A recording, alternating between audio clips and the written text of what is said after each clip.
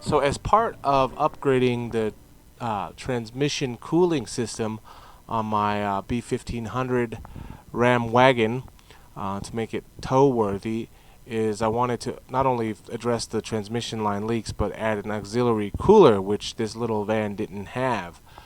So I want to maximize my tow capacity. So I'm gonna change out in this video the old lines and just do some basic hardware store plumbing fittings and wire in this or install this transmission auxiliary transmission cooler in line with the existing transmission cooler, which is built into the radiator with these things. But yeah, the transmission cooler I actually got for the purpose is has a special bypass that allows the transmission coolant, especially in cooler seasons and winter, to get up to operating temperature. If it's already up to operating temperature based on its viscosity, it will just bypass the auxiliary additional cooler. And so yeah, I'm going to go through it here and then show you the steps, so enjoy the video. And if you have any questions, let me know. Thanks. Right, so we are going to go ahead and tackle this. This van, 97 Dodge Ram wagon, it didn't come with the tow package. I've already done the hitch. What we're doing, because it didn't have a factory tow package, is we do need to beef it up a little bit in terms of capacity. So one of the ways you do that with any kind of heavy towing is auxiliary transmission coolers. So vehicles, they tend to have the way they cool their transmission fluid through the radiator typically, but they also, for towing vehicles, they'll add an extra auxiliary cooler, just a heat exchange mechanism that they typically do in series with your existing radiator. So in this case, this is what the factory one would look like. This didn't come with an auxiliary transmission cooler. It's only a V6 anyway, but I'm going to install that as an extra measure there to maximize the capacity and potential for towing on this vehicle here. I don't have the OEM auxiliary cooler or hard lines there for that compression fittings, but they're leaking anyway, which I'll show you in a second. So I've got this one, this Hayden cooler. Should be ideal.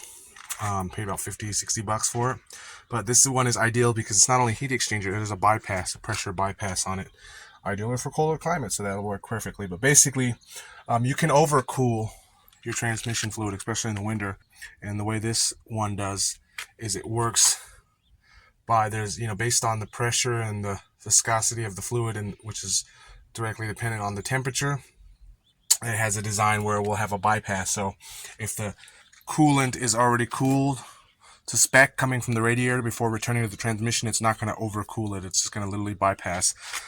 So you have your inlet. I believe running my transmission feed, my pressure line will be here coming from the radiator. So the pressurized transmission fluid that just got cooled down by the radiator will come in here, and if it's already cooled to spec based on the patent design here, it'll bypass and go straight back to the return line. But if it's still hot and it's not to that spec, it'll obviously do an extra stage of cooling. And so I would ideally like to use more brass fittings and braided transmission lines replacement. That'll just have to come later. But these are definitely transmission lines specific. These are from Hayden as well. So we got a 3/8 here, and I'm gonna probably use spring clamps like this on both ends. I've got all this extra stuff just in case extra tools needed. I don't think I'm going to need all of them. I got extra vacuum caps, so I'll cap off the lines when I pull them off the transmission side under the vehicle, just so I can minimize the loss of fluid. And I've also got these hose pinchers, so I'll probably use those first when I disconnect the fittings on the radiator side, because there's some rubber hoses there, so I can pinch those initially. That way I can get the screws in there and get them off.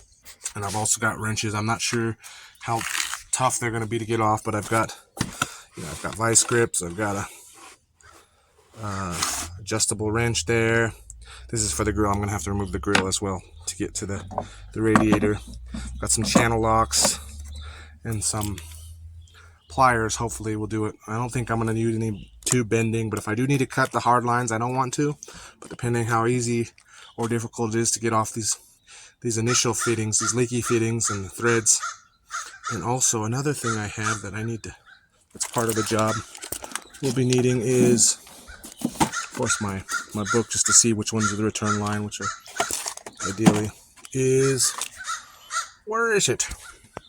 is some thread sealant, and that will be for the fittings, I believe 1/2 inch, I measured them, 1/2 inch fittings on the radiator side. Got high temperature, considering transmission temperatures, they're obviously 400 degrees. If it gets that hot, the transmission's already shot. I'll go show you under the vehicle here what I'm dealing with. Probably gonna rain here soon, but yeah, so I'm gonna have to remove the grill initially. Those are just some Phillips screws. That way I can get to the front of the radiator there, where I'm gonna mount the auxiliary cooler. And let me get under here. Now, I'm parked on an incline. Initially, I was going to do it on flat ground on the alley, but I figure transmission and gravity, just to minimize the fluid leakage, I'll remove the lines with it at an angle like this, so it's less likely, the lines should be pressurized with the vehicle off. Okay, confirmed. The pressure line should be on the passenger side. So basically, it's the line running from the front of the transmission, and then comes over to the right there. And this is obviously without an auxiliary cooler. So basically I'm going to tap in to the auxiliary cooler, to this line here, and feed that to the auxiliary cooler, and then feed the return line here, which goes to the back of the transmission. So that should be straightforward here, but just for reference here. Yeah. Okay.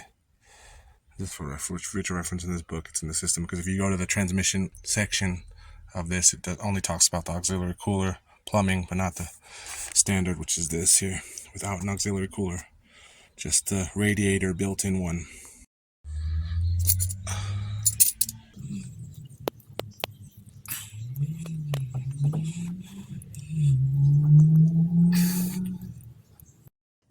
So the grill should just be 1, 2, 3, 4, 5, 6, 8 screws. Turned out to actually be 6 screws, because there's only 2 in the middle there. Interesting enough, it is just chrome colored, but it's actually plastic. So yeah, so should be able to mount the auxiliary cooler here. But I'm going to do a basic fit before I start removing the lines, to make sure that it's going to be physically possible with those rubber lines. So at least from this side, it looks like there's enough clearance to work, and it's not too tight there, more than 3 inches before our bend. Well, this one it comes with these mounts that's made to mount right up against the radiator, but I know the OEM, they had some special mounts here on the framework. It's meant to mount up on the radiator there, but I could probably do it on this here as well. So it looks like we got plenty of clearance and flexibility here. That feed line will be here, and then the return line will just go right back into the transmission return line.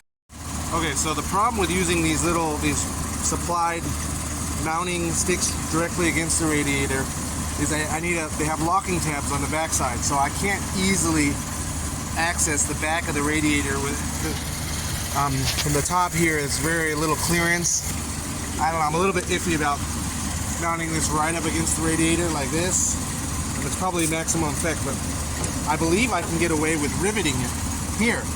So I just started the engine. I wanted to make sure there is airflow in this part. I mean, the shroud fan is pretty big around here, so there is airflow here. So also when moving, there's going to be airflow from the grill.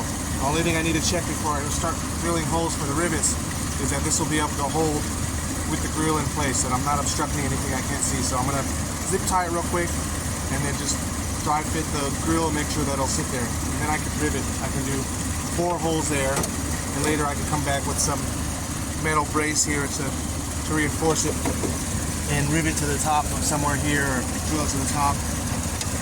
It should be able to hold as is. I mean, it might be a little bit flimsy, but the 4 rivets there, I think will be good. Or screws, but I think rivet will be easy enough. Okay, so I'm able to mount it. I didn't end up riveting it because I couldn't get the rivet gun properly in the back or in the front in some of these small spaces. So as you can see, I screwed it, drilled it. These are actually nuts and bolts with washer in the back. This probably would have been better with a locking washer, but I ended up using thread locker on these 3 ones here. So it's secure, but three nuts on the one side, but there is some chance for vibration. Obviously that'll stabilize with with the lines running through them. But I can come back here later. I'll get a proper mounting bracket that I can run up here and secure it vertically onto the top there with some self-tapping screws in here, or even on the ground level. So I'll run right behind there. So I'll see how it goes first. It'll be secure, but because of the vibration, I definitely felt better about putting the thread locker and those 3 nuts behind there. But at least it's in place now, and it's not obstructing the grill. So I'm going to do the fittings now. Start with the line fittings. Okay, so what would have taken a normal mechanic 10 or 15 minutes, it took me a better part of the morning, 2-3 hours. But I got this mounted. I got the hoses, the inflow, pressure line is going to be up here. Oh, sorry. Pressure line is going to be down here, actually, according to the way they factory do it. Pressure line coming from the radiator going to go up here. Of course, this is a bypass if it needs to. And it's going to ultimately the return line here. And just from the inside. But basically feeding is in here, and I'll cut them when I get them to length. But I'm going to have to pull off the fittings, and that's probably going to be the harder part. So hopefully there's no complications with that. Okay, so I wasn't really able to squeeze so much by hand, this tube, but like I said, we're on an incline down the driveway, so there shouldn't be any pressure. The engine's not running, and so any fluid loss should probably be coming from the radiator. But I already was able to loosen the fitting there, the 1/2-inch NPT fitting on the radiator, and it was the channel locks that did it. But it's loose now, so I'm gonna go ahead and by hand. I've got a pan down here to catch anything, hopefully it pops out of here. Transmission shouldn't be hot at all, so I can fake a little fluid on my hands. Alright, here's to see what's locked in that radiator, the cooler.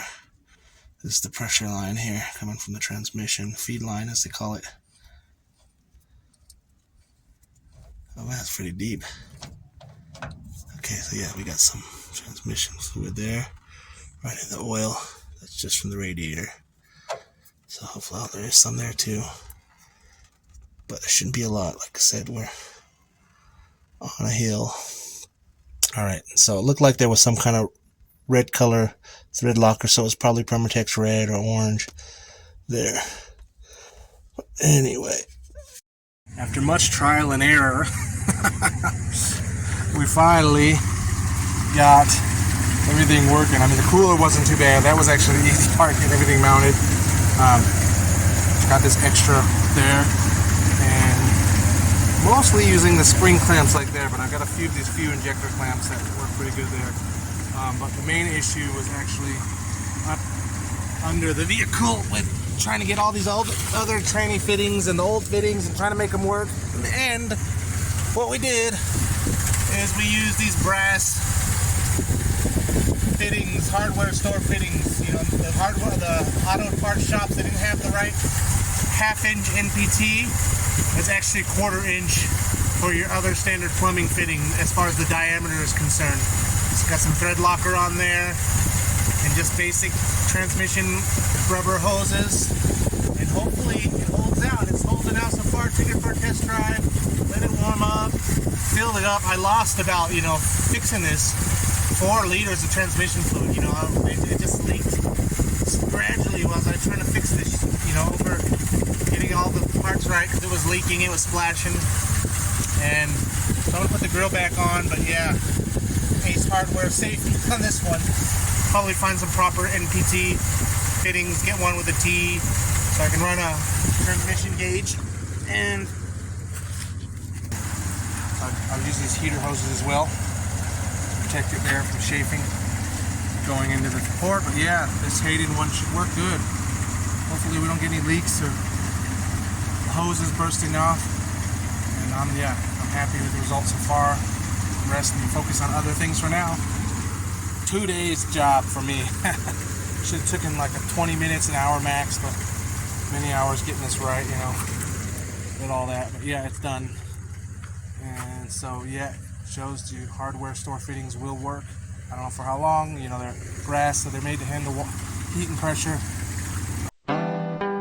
So So that's going to wrap it up for this update on our transmission cooling line mods. After this clip was filmed, we had another modification to the system where we just added the temperature gauge from the fitting itself, from the radiator fitting, and we teed in there, and I will update you on that in the next one. So stand by and look out for that one. And until next time, if you do have any questions, please let me know. Bye now.